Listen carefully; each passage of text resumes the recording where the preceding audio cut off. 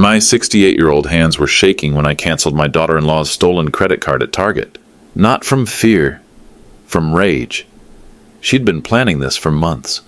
The credit card theft, the fake medical records claiming I had dementia, the conservatorship petition to steal my $2.3 million estate. Victoria thought she was playing chess with a confused old man. She was wrong. When I hit cancel transaction at exactly 3:42 p.m. watching $247 worth of cosmetics disappear from her cart, that wasn't revenge. That was just me announcing the game had begun. This story has more plot twists than a Christopher Nolan movie, and if you've ever worried about protecting elderly family members, you'll want to hear every detail. Hit subscribe, because what happens next will change how you think about family, trust, and justice. Here's how a helpless widower dismantled a criminal empire that had stolen millions from seniors across Ohio. Beat 1 continues. 450th words. Let me be clear about something from the start. I'm not the victim in this story. I'm the engineer who spent 6 months building the perfect trap. My name is Edmund Garrison. 3 years ago, my wife, Rishima, died of cancer. 2 weeks after her funeral, Victoria Nash showed up at my door claiming she wanted to help family during difficult times. She was my son Tommy's widow. He'd died in a car accident 2 years before Rishima. I barely knew her. But grief makes you vulnerable to kindness, even fake kindness. Victoria had this way of making everything sound reasonable. She'd bring groceries, organize my medications, and suggest I might want to simplify my banking. She knew details about my finances she shouldn't know.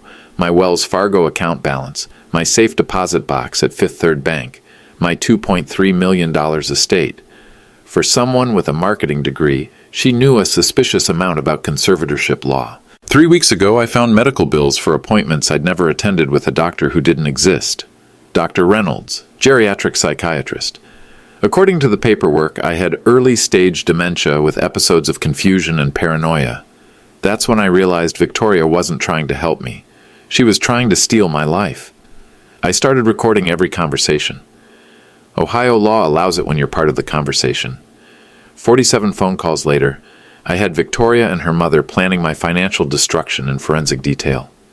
Monday afternoon, Victoria used my stolen Visa card at Target. $247.83 for cosmetics and a new purse. I got the fraud alert while sitting in my kitchen. I drove to Target, found Victoria at checkout with a woman who had her nose and chin, obviously her mother. When the cashier asked about payment authorization, I walked up behind them. "Excuse me, I believe you're using my credit card." Victoria's face went white, then red, then calculating. "Uncle Eddie, I was just picking up things for you. We talked about this." Her mother stepped closer. "Victoria told me you'd been having memory issues lately." I showed them the fraud alert on my phone. "Victoria, this card was stolen from my wallet." "Cancel the transaction," I told the cashier. They left empty-handed, but I wasn't satisfied, because stealing my credit card was just the beginning of what they had planned. The credit card theft wasn't random.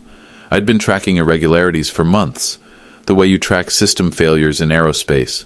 Document everything. Look for patterns. Assume nothing is coincidence. My wife Rishima died 3 years ago. Cancer. Victoria showed up 2 weeks after the funeral, claiming she wanted to help family during difficult times.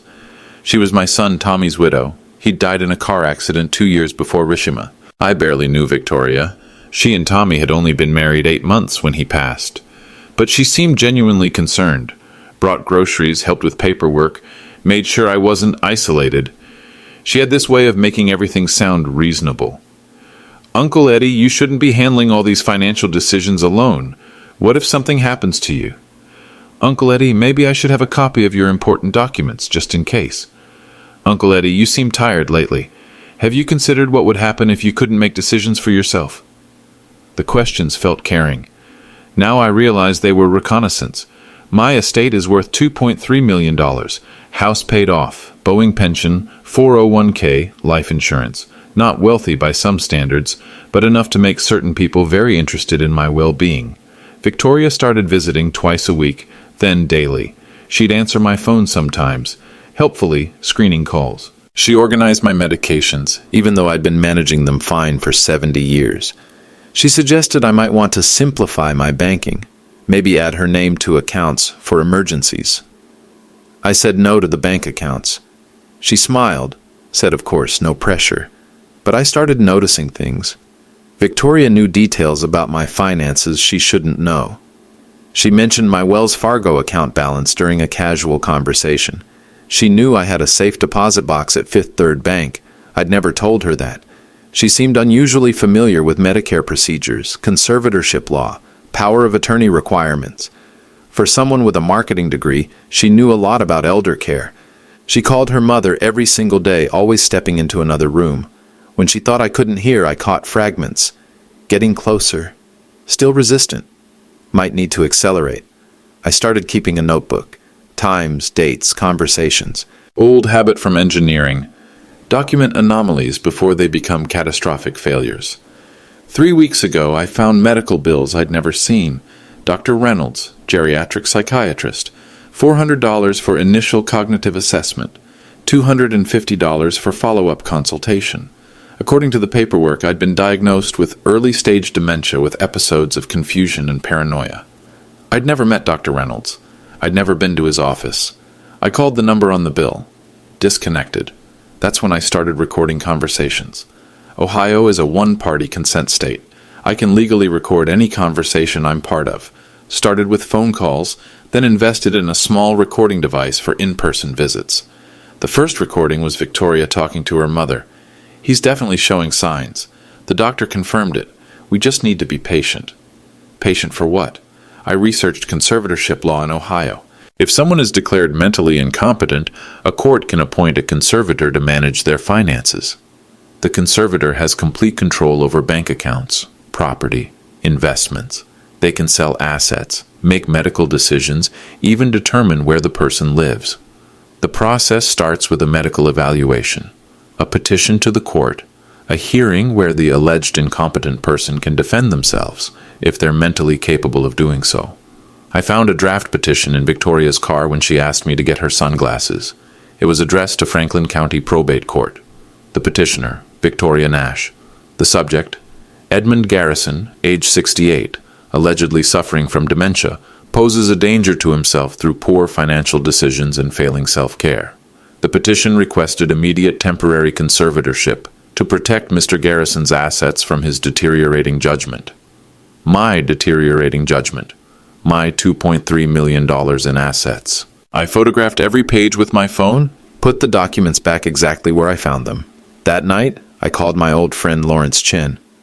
We'd worked together at Boeing, but Lawrence went to law school after he retired. Now he specializes in elder law. Eddie, what you're describing sounds like predatory conservatorship. It's more common than people think. What can I do? Document everything.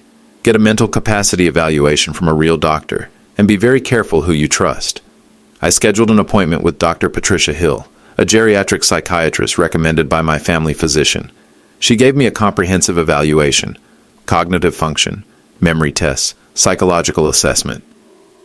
Results. Mr. Garrison shows no signs of dementia, cognitive impairment, or any condition that would affect his decision-making capacity. I had Dr. Hill's report notarized and stored copies in 3 different locations. Meanwhile, Victoria's visits became more frequent. More insistent about helping with financial decisions. More comments about my forgetfulness and confusion. She started bringing her mother more often. Helen Nash, 56, claimed to have experience in elder care. She'd assess my house, make suggestions about safety improvements, hint that living alone might not be sustainable much longer. Yesterday, Victoria asked if I'd be willing to meet with a nice attorney who specializes in helping seniors protect their assets. I said yes, because by then, I had 47 recorded conversations, documentation of medical fraud, and a plan. But I didn't realize how deep the betrayal went. The confrontation came Tuesday morning. Victoria arrived at 9:15 a.m. with coffee and croissants from my favorite bakery, the kind of thoughtful gesture that would have fooled me 3 months ago. Uncle Eddie, I wanted to talk about yesterday at Target. I poured coffee for both of us, my hands steady. I'm listening. I think there might have been some confusion. You've been under so much stress lately, and sometimes stress can affect memory. There it was. The gaslighting, clinical and smooth. Victoria, I remember exactly what happened. You took my credit card from my wallet. You spent $247.83 on personal items. When caught, you claimed I had given you permission. She set down her coffee cup with deliberate gentleness. Uncle Eddie, you did give me permission. Last week, when we talked about me helping with errands, you said I could use your card for household expenses. Show me where cosmetics and a designer purse count as household expenses. The confusion is exactly what I'm worried about. Her voice carried perfect concern, perfect patience. These kinds of memory lapses are normal at your age, but they're getting more frequent. I pulled out my phone, opened the voice recorder app, and placed it on the kitchen table between us. What are you doing? Recording our conversation. Ohio law permits it. Please continue explaining how my memory is failing. Victoria stared at the phone like it was a coiled snake. That's paranoid behavior, Uncle Eddie. Recording family conversations isn't normal. Neither is stealing credit cards. I didn't steal anything. Her composure cracked for exactly 3 seconds. You're being unreasonable, and frankly, it's frightening. What's frightening is finding medical bills for appointments I never attended with a doctor who doesn't exist. Victoria went completely still. What medical bills? I pulled out the photocopied bills, spread them on the table. Dr. Reynolds, geriatric psychiatrist. Apparently I have early-stage dementia. Funny thing is, I've never met the man. Victoria's eyes moved rapidly across the papers, then back to my face. I watched her calculate options, discard strategies, settle on a new approach. Uncle Eddie, I was trying to protect you. I was worried about your behavior changes, so I researched some doctors who might be able to help. Maybe I was premature, but I care about you. You care about me so much that you forged my signature on medical documents? I never forged the signature on the patient intake form. I've been signing my name the same way for 50 years. That's not my handwriting. Victoria stood up abruptly. I think I should go. This conversation isn't productive when you're in this state of mind. Sit down, Victoria. We're not finished. She remained standing. Actually, we are. I'm going to call Dr. Patterson, your real doctor, and discuss what I've observed today. This paranoia, the aggressive questioning, the recording device. These are classic signs of cognitive decline. I stood up too, faced her across my kitchen table. Make that call. Dr. Patterson will tell you I had a complete mental capacity evaluation last week. Dr. Patricia Hill. Clean bill of health. No cognitive impairment whatsoever. For the first time since I'd known her, Victoria had nothing to say.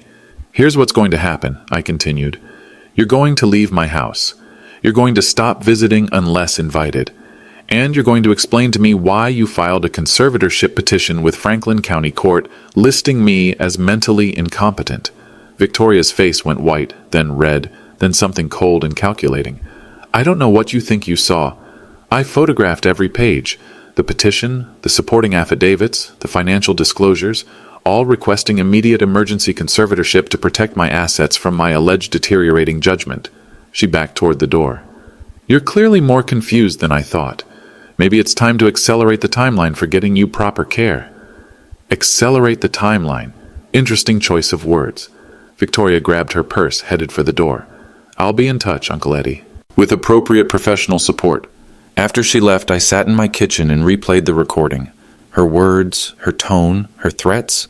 Clear evidence of attempted manipulation and intimidation. But I also realized something that chilled me more than anything she'd said. She wasn't acting alone, and the credit card theft was just a test run. I spent Tuesday afternoon researching Dr. Reynolds. The address on the medical bills led to a strip mall in Reynoldsburg. The office space was vacant, had been for 6 months. The phone number was disconnected. The medical license number on the letterhead belonged to a Dr. Patricia Reynolds who died in 2019. Victoria hadn't just forged my signature. She'd created an entire fictional medical practice to generate fraudulent documentation of my alleged mental incapacity. Wednesday morning, I drove to Lawrence Chen's law office downtown. Lawrence had aged since our Boeing days, but his mind was sharp as ever. Eddie, what you're showing me is systematic elder fraud. This isn't a family dispute, it's a criminal conspiracy. He spread the documents across his conference table. The fake medical bills, the conservatorship petition, screenshots of my recorded conversations with Victoria. The conservatorship petition is particularly sophisticated. They've cited specific Ohio statutes, included detailed financial disclosures of your assets, even provided a proposed care plan. This took considerable legal knowledge to prepare. Victoria has a marketing degree from Ohio State. I don't think she did this alone. The medical fraud is even more concerning, creating false documentation of cognitive impairment, forging medical licenses. This suggests they've done this before. Lawrence pulled up Ohio Revised Code 2111.50 on his computer. Emergency conservatorship can be granted within 72 hours if the court believes the person is in immediate danger. With fraudulent medical documentation, they could have had control of your assets before you knew what was happening. What's our next move? First, we file a motion to dismiss the conservatorship petition and request a fraud investigation. Second, we document everything. Third, we consider whether to involve law enforcement now or wait for more evidence. I want to wait. I think there's more to discover. Lawrence nodded. Then we set a trap. Thursday morning, I called Victoria. I've been thinking about our conversation Tuesday. Maybe I was too defensive. Uncle Eddie, I'm so glad you called. I've been worried sick about you. I'd like to meet with that attorney you mentioned, the one who helps seniors with asset protection. Silence for 5 seconds. Then, of course, I think that's very wise. Let me set something up. And Victoria? I owe you an apology. Maybe I have been having some memory issues, the stress of living alone, managing everything myself. Perhaps it's time to accept help. Oh, Uncle Eddie, there's no need to apologize. We're family. We look out for each other. Friday at 2 p.m., I sat in the conference room at Henderson & Associates downtown. Victoria had chosen the location, made the appointment. The attorney, James Henderson, looked exactly like Central Casting's version of a trustworthy elder law specialist. Mr. Garrison, Victoria has explained your concerns about managing your estate. She's clearly devoted to your well-being. Victoria sat beside me, playing the role of concerned daughter-in-law perfectly. Uncle Eddie has been under tremendous stress since Aunt Rishima passed. We just want to make sure he's protected. Henderson slid a stack of documents across the table. This is a comprehensive asset protection plan. It includes a revocable trust, durable power of attorney, and advanced medical directives. With Victoria as your primary trustee and healthcare proxy, you'd maintain control while ensuring your interests are protected if you become unable to make decisions. I pretended to read the documents carefully. In reality, I was listening to Lawrence Chen's voice in my earpiece, feeding me questions to ask. Mr. Henderson, what happens if I want to revoke Victoria's authority later? Well, that would depend on your mental capacity at the time. If there were questions about your ability to make sound decisions, who determines mental capacity? Victoria leaned forward. Uncle Eddie, we'd only want what's best for you. If you ever seemed confused or unwell, we'd get proper medical evaluation. From someone like Dr. Reynolds? Henderson looked confused. I'm not familiar with that name. Victoria's smile stayed perfect, but I saw her hands tighten in her lap. Dr. Reynolds was just someone we consulted briefly. Uncle Eddie, should we focus on these documents? I picked up the pen. Where do I sign? Just here, and initial each page. Henderson guided my hand to signature lines. But before I could sign, I had one more question. Victoria, who recommended Mr. Henderson to you? I found him through research, online reviews. Interesting, because according to Ohio State bar records, Mr. Henderson was suspended from practice 6 months ago for fraudulent document preparation in elder law cases.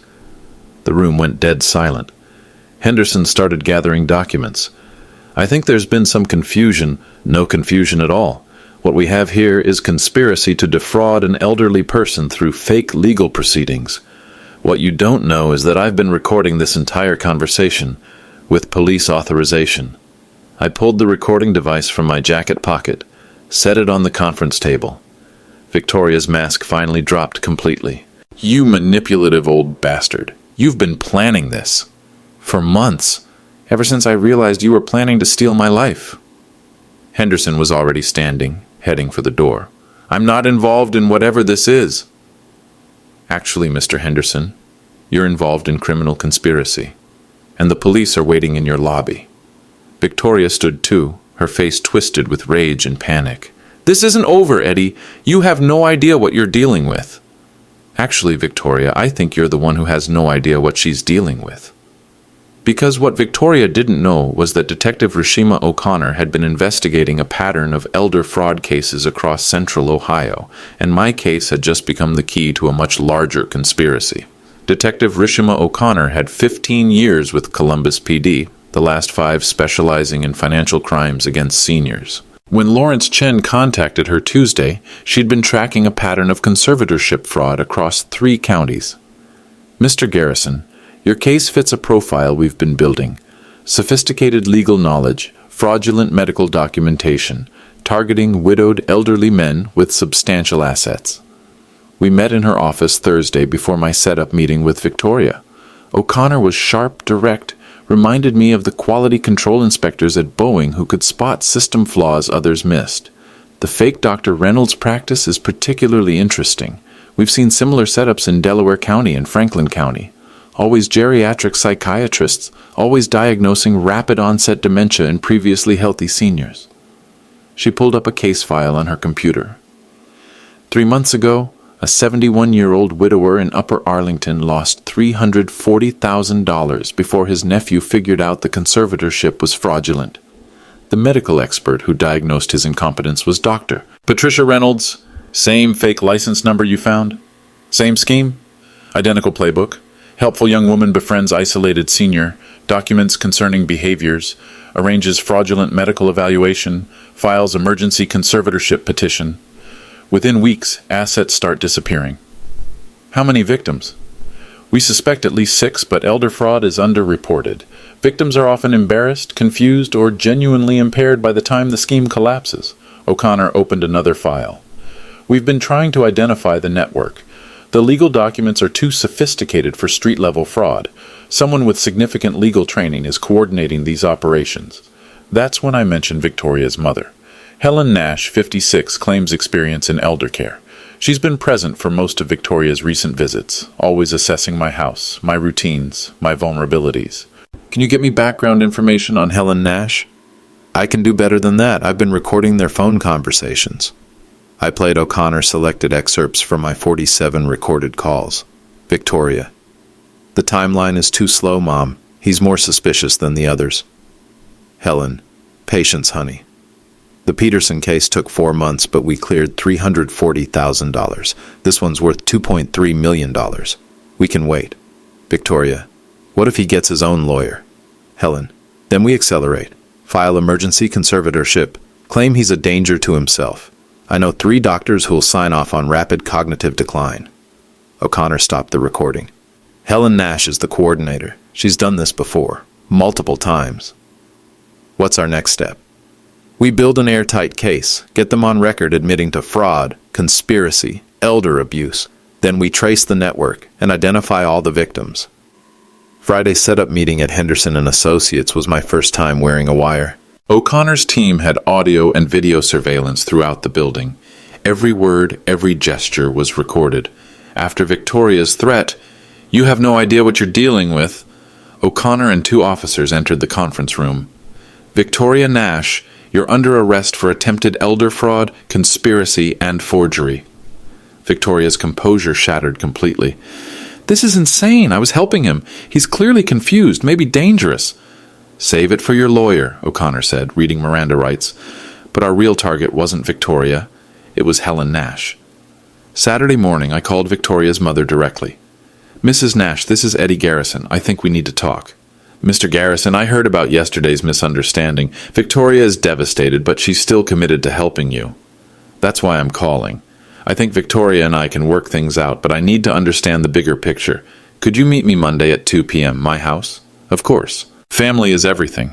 Sunday, O'Connor's team installed additional surveillance equipment throughout my house. Camera feeds, audio recording, direct connection to police dispatch.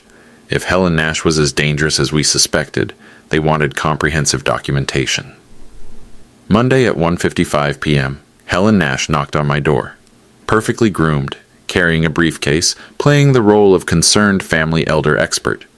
"Mr. Garrison, thank you for reaching out. Victoria has been worried sick about the misunderstanding Friday. Please, call me Eddie. Can I offer you coffee?" That would be lovely. I prepared coffee in my kitchen while Helen surveilled my house with professional efficiency. She noted security systems, assessed valuable items, calculated exit routes. Everything O'Connor's hidden cameras recorded in detail. Eddie, I want you to know that Victoria's intentions were pure. She sees how isolated you've become since Rishima passed, and she's genuinely concerned about your well-being. I appreciate that, Helen, but I'm confused about some things, like the medical bills from Dr. Reynolds. Helen's expression didn't change, but I saw her hands tighten slightly around her coffee cup. Oh, that. Victoria was researching potential resources just in case you ever needed support. She may have been premature in scheduling consultations. Consultations I never attended for a doctor who doesn't exist. I think there may have been some administrative confusion. Helen, let me be direct. I know about the conservatorship petition. I know about the forged medical records. I know about the fake Dr. Reynolds practice. What I don't understand is why. Helen set down her coffee, opened her briefcase, and pulled out a manila folder. Eddie, what you don't understand is that you're exactly the kind of person who needs protection, whether you realize it or not. She spread documents across my kitchen table. Bank statements, property assessments, insurance policies, investment accounts. My complete financial profile detailed to the penny. You're 78 years old. 68. You're isolated, grieving, making increasingly poor decisions. Last month you gave $500 to a charity that turned out to be fraudulent. I never gave money to any charity. The point is, Eddie, you need professional management of your affairs. The conservatorship process is just a legal formality to protect assets that will eventually benefit the family anyway. Whose family? Helen smiled, and for the first time I saw something predatory in her expression. Victoria is your only living relative, Eddie. When you pass, everything goes to her anyway. We're just ensuring proper stewardship during your remaining years. And if I refuse this stewardship, that's not really an option anymore. Because what Helen Nash didn't know was that Detective O'Connor was listening to every word from the surveillance van parked across the street, and backup units were already positioned around my house. Helen Nash reached into her briefcase and pulled out a second folder, this one thicker than the first. Eddie, I want to show you something that might help you understand why cooperation is in your best interests. She spread photographs across my table. Me at the grocery store, looking confused at the checkout line. Me in my yard, searching through trash bags. Me talking to myself while walking to my mailbox. These were taken over the past 6 weeks. Clear documentation of erratic behavior, self-neglect, possible paranoid episodes. I studied the photos. They were real, but taken completely out of context. The confused grocery store moment was me checking my list twice to make sure I had everything for a recipe. The trash bag search was looking for a receipt I'd accidentally thrown away. The talking to myself was actually singing along to music in my earbuds. Interesting photography, Helen, but misleading context. Context is subjective, Eddie. What matters is what a judge sees when evaluating mental competency. She pulled out a third folder. Character witnesses ready to testify about concerning changes in your behavior. Neighbors who've noticed unusual activities. Service providers who've observed cognitive decline. I recognized names on the witness statements. My mailman, who'd apparently told someone I seemed agitated and paranoid when asking about delayed Social Security checks. My lawn service, claiming I'd become demanding and unreasonable about scheduling. My insurance agent, noting I'd asked repetitive questions about policy details. All lies, all documented, all ready for court presentation. This is a comprehensive character assassination, Helen. How long have you been planning this? Planning is the wrong word. Documenting is more accurate. She organized the papers with practiced efficiency. When you care about someone's welfare, you pay attention to warning signs. When did you first decide I needed your care? Helen smiled. Victoria told me about you 2 weeks after Rishima's funeral. Elderly widower, substantial assets, no close family except a daughter-in-law he barely knew. Classic isolation pattern. So this was targeted from the beginning. It was preventive intervention. You were obviously vulnerable to exploitation by unscrupulous people. People like you. People like charity scammers, financial advisors, home repair con artists. There are predators everywhere, Eddie. We're offering protection. I leaned back in my kitchen chair, studying Helen Nash's face. She genuinely believed her own narrative. In her mind, she was providing a service. Helen, let me ask you something. Have you done this before? Helped families navigate elder care challenges? Of course. I'm talking about conservatorship fraud, asset theft, creating fake medical records to steal from elderly people. Helen's expression hardened. That's a serious accusation. Mr. Peterson in Upper Arlington lost $340,000. Dr. Patricia Reynolds provided the mental incompetency diagnosis that enabled the conservatorship. Helen went completely still. Mr. Williams in Delaware County, $180,000 disappeared through his court-appointed conservator. Same Dr. Reynolds' signature. I don't know what you think you're implying. I'm implying you've been running a criminal enterprise, Helen. Targeting isolated seniors, manufacturing evidence of mental decline, stealing their life savings through fraudulent legal proceedings. Helen stood up, started gathering her documents. This conversation is over, Eddie. You're clearly more paranoid than we realized. Sit down, Helen. Excuse me? I said sit down, we're not finished. Something in my tone made her pause. For the first time, she looked uncertain. You see, Helen, I've been recording this entire conversation. Just like I recorded 47 phone calls between you and Victoria over the past 6 months.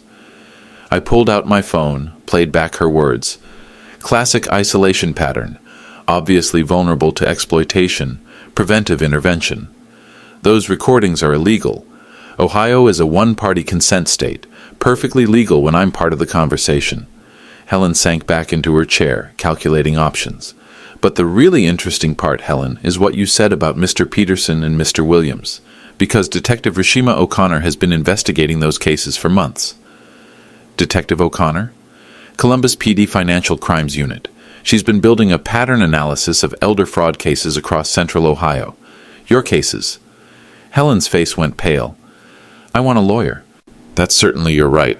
But first, let me play you one more recording. I pulled up audio from yesterday's phone call between Victoria and Helen. Victoria, Mom, he knows about Dr. Reynolds. We need to abort. Helen, too late to abort. We're $15,000 invested in setup costs. File emergency conservatorship tomorrow. Claim he threatened violence. Victoria, what if the police... Helen, Eddie Garrison is a confused old man making paranoid accusations.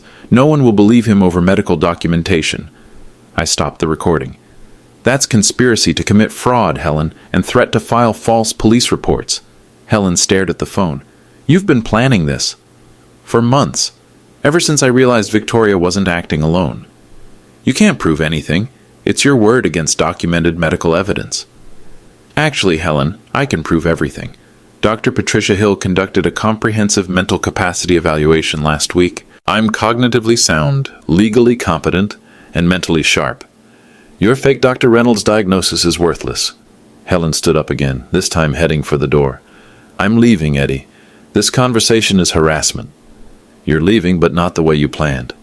I pulled out my second phone, speed-dialed a number. Detective O'Connor? She just admitted to the Peterson case. Audio is crystal clear. Helen froze at my front door. You see, Helen, Detective O'Connor has been parked across the street for the past hour, listening to every word of our conversation through surveillance equipment installed throughout this house. Through my front window, I saw unmarked police cars pulling into my driveway. Helen turned around, her face a mixture of rage and defeat. You think you're so smart, Eddie, but you have no idea how deep this goes. Then enlighten me. Because what I was about to discover would change everything I thought I knew about Victoria, Helen, and exactly how many people they destroyed.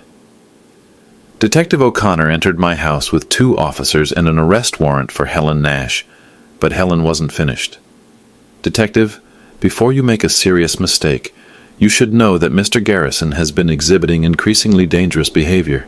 Earlier this week, he threatened my daughter with violence. O'Connor looked at me. Mr. Garrison, is this true? Absolutely not. I have recordings of every interaction with Victoria. Helen continued, her voice gaining confidence. He's been paranoid, aggressive, making wild accusations. His behavior has deteriorated rapidly over the past month. She pulled out her phone. I have documented evidence of his threats against Victoria. Helen played an audio recording, my voice clearly agitated. Victoria, if you don't stop this manipulation, I'll make sure you regret it. I know where you live. I know your routines. Stay away from me or you'll be sorry. I stared at the phone. That was definitely my voice, but I'd never said those words. Detective, that recording is fabricated. I never made those statements. Eddie, denial is common with cognitive decline, Helen said sympathetically. The paranoid episodes, the aggressive outbursts, the memory gaps. Victoria has been documenting everything because she's genuinely afraid for her safety. O'Connor studied both of us. Mr. Garrison, do you remember making those statements? I couldn't remember them because I never made them.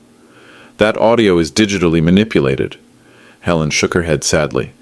Detective, this is exactly what we've been worried about. Eddie becomes violent when confronted with reality he can't accept. She pulled out her phone again. Victoria, honey, I need you to come to Uncle Eddie's house immediately. Bring the other recordings. 20 minutes later, Victoria arrived with a briefcase full of evidence, audio recordings of me making threats, photos of me behaving erratically, even a video of me allegedly destroying property in my garage. All fake, all convincing. Detective O'Connor, Victoria said, tears in her eyes. I didn't want to involve police, but Uncle Eddie's threats have escalated. Last night he called me at 2 a.m. screaming about conspiracies, threatening to eliminate people trying to steal from him. She played another audio clip. My voice, slurred and angry. Victoria, you and your mother are dead to me. Literally dead. I have ways of making problems disappear. I felt the ground shifting under my feet. The recording sounded completely authentic. Without forensic audio analysis, I couldn't prove they were fabricated. Mr. Garrison, O'Connor said carefully, these are serious allegations. Detective, every word is a lie. They're using audio technology to manufacture evidence. Helen exchanged glances with Victoria. Detective, we've been afraid to report this because we love Eddie and we understand his condition isn't his fault. But we can't ignore threats of violence. Victoria pulled out a restraining order application. I've prepared this, but I haven't filed it. I was hoping family intervention might help. O'Connor examined the documents. The restraining order detailed a pattern of escalating threats, property destruction, and paranoid accusations against Victoria and Helen. With supporting audio evidence, photographs, and witness statements, it painted a picture of a dangerous elderly man losing touch with reality. Mr. Garrison, I need to ask you to come to the station for questioning. Detective, this is a setup. Everything they're showing you is fabricated. That may be true, sir, but I have to investigate threats of violence. As O'Connor prepared to escort me out, Victoria made a crucial mistake. Detective, before you take Uncle Eddie anywhere, there's one more thing you should see. She pulled out her final piece of evidence, a handwritten note in my apparent handwriting. Victoria and Helen Nash will pay for their interference. They think they're safe, but I know how to handle traitors. Some problems require permanent solutions. Victoria handed the note to O'Connor. I found this slipped under my apartment door yesterday. But I started laughing. Victoria, you just made your first real mistake. What do you mean? I turned to Detective O'Connor. That note is written in blue ink, Bic pen, on yellow legal pad paper. Yes, I can see that. Detective, I haven't used blue ink pens in 3 years. I only write with Black Pilot G2 pens, .07 point. And I haven't owned yellow legal pads since 2019. I only use white copy paper for notes. O'Connor looked more carefully at the note. How can you be so specific about your writing supplies? 40 years in aerospace engineering, you develop very particular habits about documentation tools.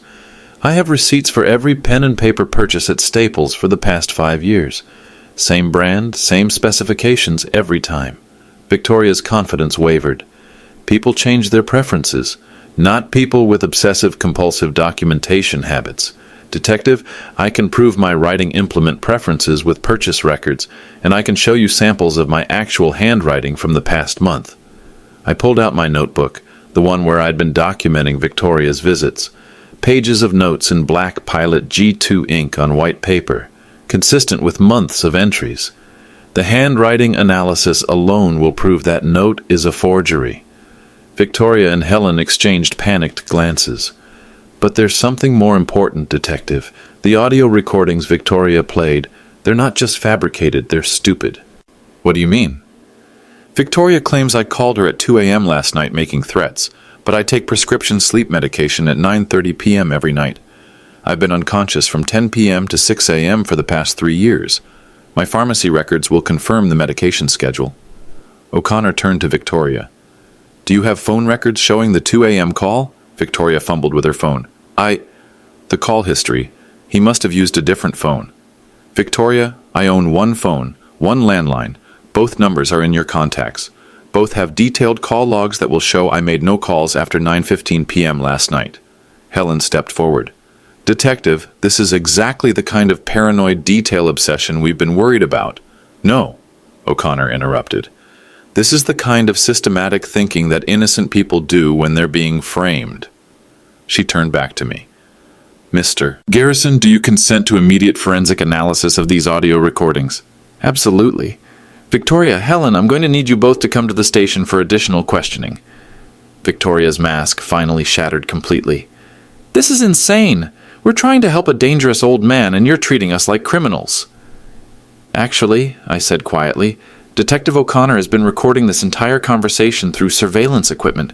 Every lie you just told, every piece of fabricated evidence you just presented, every false accusation you just made, it's all documented." Helen's face went white. "You can't use surveillance recordings without warrants. Mrs. Nash, I had consent from the homeowner for protective surveillance. Everything that happened in this house today was legally recorded." Victoria suddenly bolted for the door. She made it 3 steps before running directly into Detective Rodriguez, who'd been stationed outside as backup. And that's when Victoria made the confession that changed everything. "This is entrapment!" Victoria screamed as Detective Rodriguez led her back into my kitchen. "You set us up." "Actually, Victoria, you set yourselves up," Detective O'Connor replied. "Mr. Garrison simply documented your attempted fraud." Victoria looked around my house with new understanding. The surveillance equipment, the coordinated police response, the detailed preparation. "How long have you been planning this?" "About as long as you've been planning to steal my life." O'Connor pulled out handcuffs. "Victoria Nash, Helen Nash, you're both under arrest for conspiracy to commit elder fraud, forgery, attempted theft, and filing false police reports." But Helen raised her hand. "Detective, before you make arrests based on an elaborate setup, let me offer some context that might change your perspective." "I'm listening." "Edmund Garrison contacted us 6 months ago." I stared at her. "That's a lie." Eddie reached out through a referral service looking for help managing his late wife's estate. He specifically requested assistance with simplifying his affairs in preparation for inevitable cognitive decline. Helen pulled out her phone, showed O'Connor an email thread. "These are his original messages requesting conservatorship consultation." I looked at the emails. They appeared to be from my email address, using language that sounded like me, discussing concerns about managing assets as I aged. "I never sent those emails." "Eddie, you've forgotten many things lately," Helen said gently. "The early stages of dementia often involve denial and paranoia about the very help you originally requested." O'Connor studied the emails. "These show detailed discussion of asset protection strategies, voluntary conservatorship, and legal assistance." "All fabricated," I said.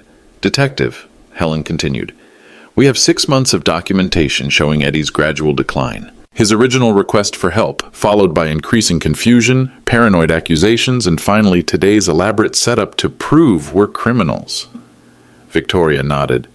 "The recordings, the surveillance, the fake cooperation, this is exactly the kind of complex paranoid behavior we've been documenting."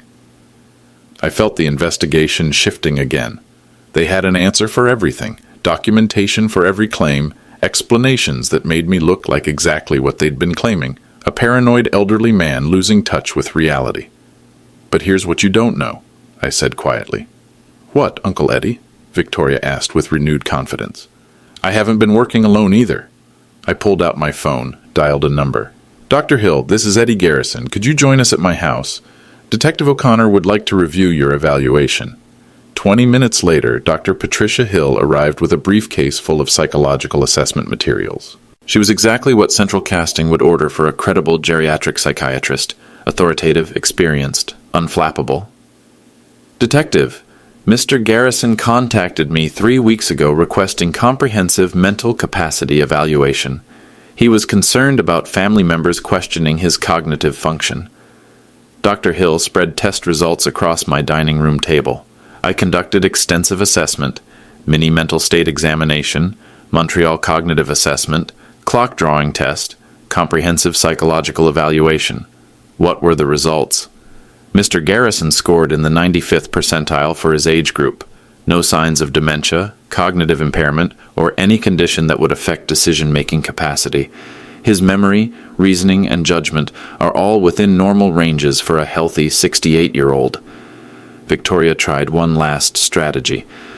Dr. Hill, Uncle Eddie's condition has deteriorated rapidly in the past 3 weeks. The evaluation might not reflect his current state. That's medically impossible, Dr. Hill replied. Dementia doesn't progress from normal cognitive function to legal incompetence in 3 weeks. If Mr. Garrison showed symptoms that dramatic that quickly, he'd be hospitalized for acute medical crisis. Helen played her final card. Detective, we have medical documentation from Dr. Reynolds showing clear cognitive decline over the past 6 months. Dr. Reynolds doesn't exist, Dr. Hill said flatly. I checked the medical license database. The license number on those documents belonged to Dr. Patricia Reynolds, who died in 2019. Someone created fraudulent medical records using a deceased physician's credentials. O'Connor looked at Victoria and Helen.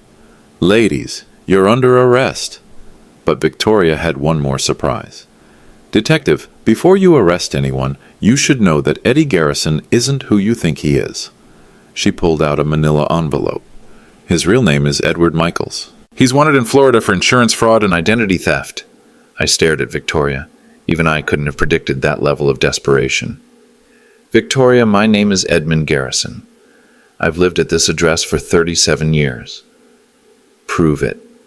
And that's exactly what I did. I walked to my safe, pulled out a manila envelope, and returned to the kitchen where Victoria was making her final stand. Detective O'Connor, here's my birth certificate, social security card, marriage certificate to Rishima Garrison, deed to this house from 1987, and 40 years of Boeing employment records, all showing Edmund Thomas Garrison, born March 15, 1956. Victoria examined the documents with increasing desperation. These could be forged. Victoria, I have tax records going back to 1978, voting records from Franklin County since 1982, and utility bills at this address for 37 years. How exactly did I forge 4 decades of continuous identity? Dr. Hill stepped forward.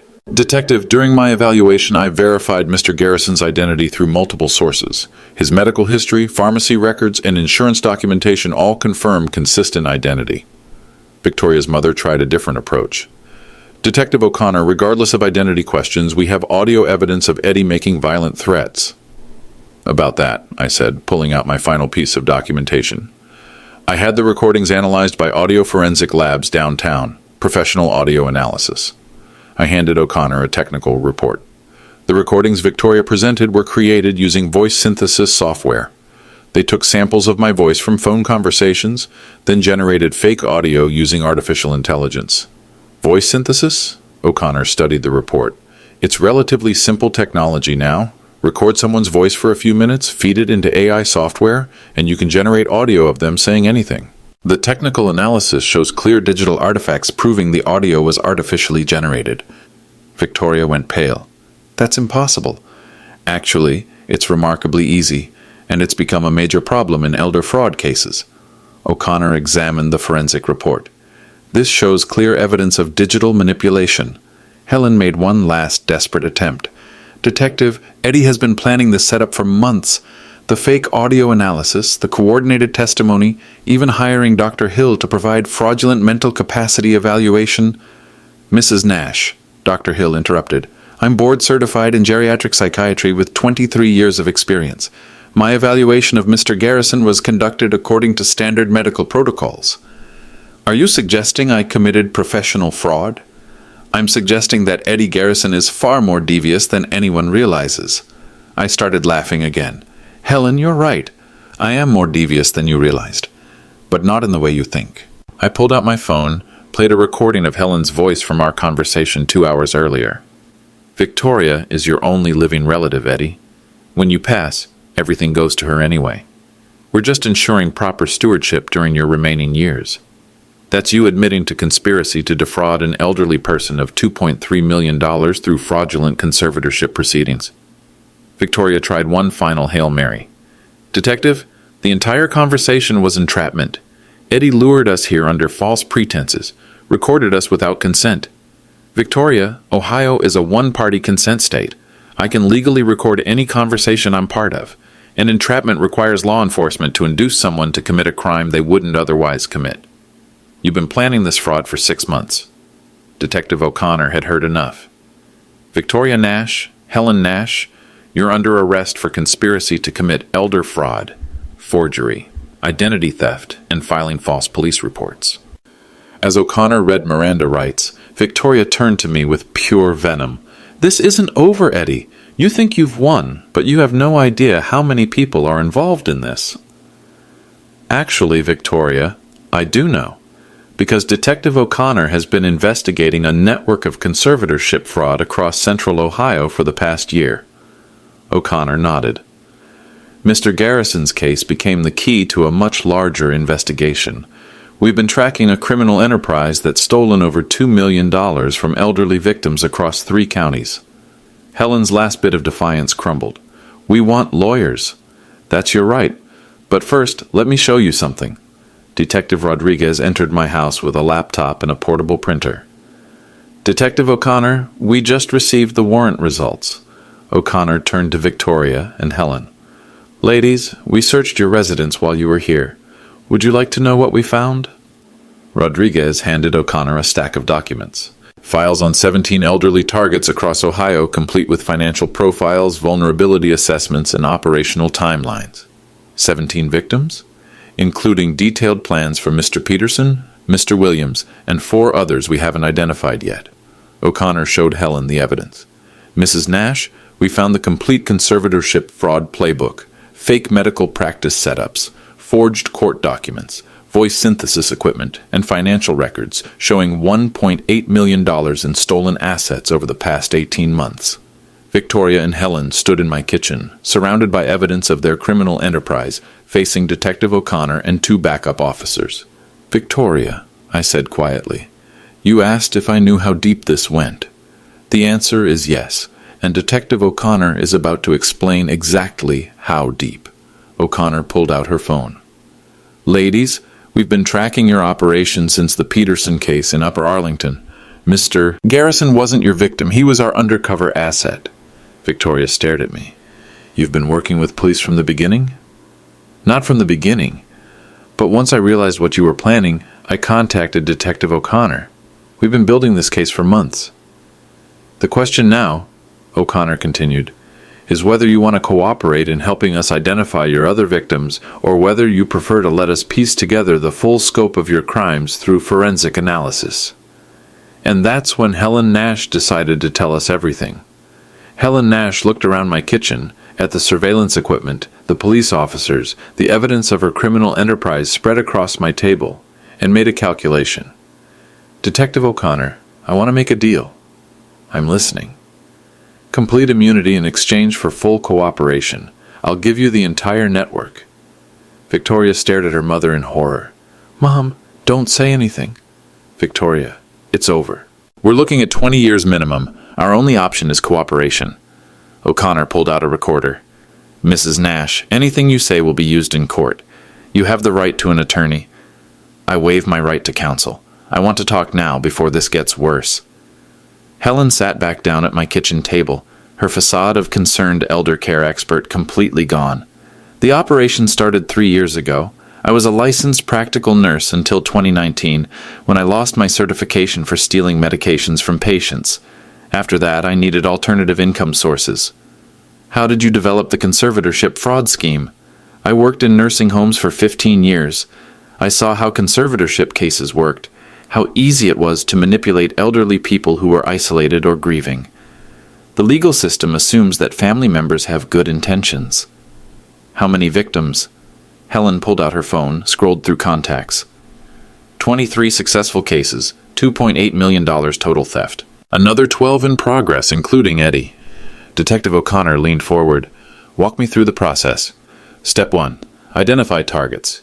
Widowed men over 65 with substantial assets and minimal family connections. We used obituaries, public records, social media. Step 2. Establish contact. Victoria would befriend the target, usually claiming some family connection or offering assistance with grief counseling. Step 3. Document concerning behaviors. We'd take photographs out of context, record conversations, create a paper trail of alleged cognitive decline. Step 4. Fabricate medical evidence. I had connections with 3 licensed physicians who would sign off on mental incapacity diagnoses in exchange for $5,000 per case. Victoria tried to interrupt. Mom. Step 5. File emergency conservatorship petitions. With fraudulent medical documentation, we could gain control of assets within 72 hours. Step 6. Liquidate assets gradually. Small transfers, bill-paying services, care expenses. Most victims never realized the scope of theft until it was too late. O'Connor typed notes rapidly. What about the fake Dr. Reynolds practice? That was our latest innovation. Instead of bribing real doctors, we created fictional medical practices, fake licenses, office addresses, even bogus medical websites, much cheaper than paying real physicians. How did you target Mr. Garrison specifically? Helen looked at me with something approaching respect. Eddie was supposed to be our biggest score. $2.3 million in assets, perfect isolation profile, no family connections except Victoria's marriage to his deceased son. What went wrong? Eddie was smarter than our usual targets. Most elderly victims are confused by legal complexities, intimidated by medical terminology, or genuinely impaired. Eddie understood exactly what we were doing. Victoria finally found her voice. Detective, my mother is lying. I never agreed to hurt Uncle Eddie. Victoria, shut up! Helen snapped. Detective O'Connor has recordings of 47 phone calls between us planning this operation. Denial isn't an option anymore. O'Connor turned to me. Mr. Garrison, how did you figure out the scope of their operation? The fake Dr. Reynolds bills led me to research similar cases online. I found pattern matches in Delaware County and Upper Arlington. When I contacted you, you confirmed the connection. The real breakthrough came when I started recording their conversations. They thought I was just a confused old man, so they spoke freely about previous victims, operational procedures, financial targets. Helen nodded. Eddie played the perfect doddering senior. We never suspected he was building a case against us. Detective O'Connor closed her notebook. Mrs. Nash, Victoria Nash, you're both under arrest for operating a criminal enterprise, elder fraud, conspiracy, forgery, and theft. But the arrests were just the beginning. Over the next 6 months, Helen's cooperation led to the identification of 23 elderly victims across central Ohio. 6 months later, I stood in Franklin County Courthouse watching Victoria Nash receive her sentence. 12 years in prison for elder fraud, conspiracy, and operating a criminal enterprise. Helen Nash, as the mastermind who cooperated fully with prosecution, received 8 years. The victims they'd targeted got justice. Mr. Peterson recovered $285,000 of his stolen assets. Mr. Williams got back $156,000. 17 other elderly people received restitution, totaling $1.9 million. But the most important outcome wasn't financial recovery. It was systemic change. Detective O'Connor used our case to create new protocols for investigating elder fraud. Ohio implemented stricter verification requirements for conservatorship petitions. The State Bar Association developed guidelines for identifying fraudulent elder law practitioners. I used my experience differently. 3 weeks after Victoria's sentencing, I officially launched the Garrison Elder Defense Fund. We provide free legal consultation for seniors facing suspicious conservatorship proceedings, conduct educational seminars on financial fraud prevention, and maintain a hotline for reporting elder abuse. Our volunteer team includes retired law enforcement officers, elder law attorneys, and forensic accountants. In 6 months, we've prevented 12 attempted conservatorship frauds and helped recover $430,000 in stolen assets. The work gives me purpose I didn't expect to find at 68. Rishima would have loved this. She always said my obsessive documentation habits and engineering mindset were gifts that would serve some greater purpose. She was right, just not in ways either of us anticipated. I still live in our house at 1247 Maple Street. The surveillance equipment is gone, but I kept one recording device. You never know when you'll need to document something important. Old habits from aerospace safety protocols die hard. Victoria and Helen won't be eligible for parole for 8 years minimum. The no-contact order remains in effect permanently. I have no interest in reconciliation or forgiveness. Some betrayals are too calculated, too predatory for redemption. The truth is, they taught me something valuable about aging in America. Elder fraud isn't random crime, it's systematic exploitation of social isolation, grief, and legal complexity. The best defense isn't just personal vigilance, it's community protection. If you know seniors in Ohio who might be vulnerable to financial predators, share their story. Help them understand that asking for help isn't weakness, it's wisdom. And remember, just because someone is older doesn't mean they're helpless. Sometimes, experience and preparation can checkmate the most sophisticated criminal enterprise. The Garrison Elder Defense Fund continues to protect seniors across central Ohio. You can find our resources at Ohio Elder Protection Services. Thanks for listening. Keep your families safe.